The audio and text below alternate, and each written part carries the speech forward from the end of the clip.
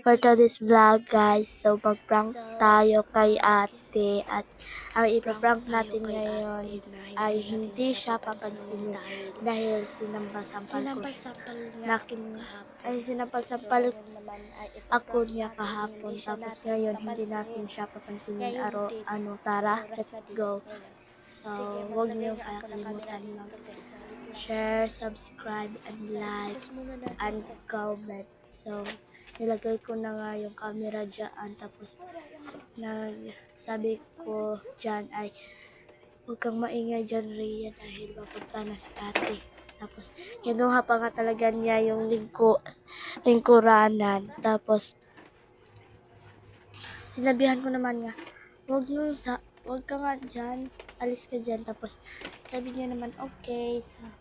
Sabi ni ate sa akin na lang talaga daw ang crush ko. Tapos sabi ko naman hindi ako Flores mamaya dahil lang sa'yo, tungod lang sa'yo.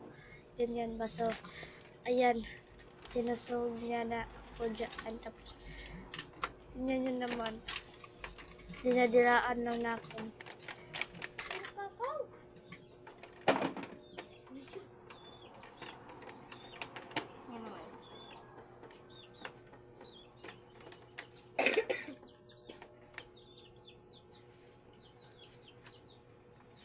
Tura kakao.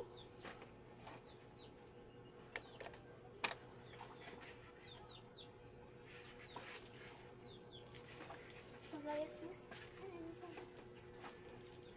Minsi daw content mo. Nakain? Ato ka.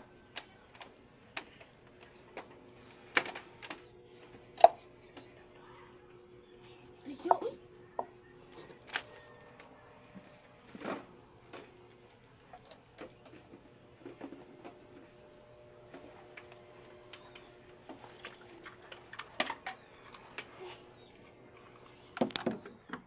So, na-prank na natin si Ate Kiss. Ayun lang yun talaga. Tapos, hindi siya alam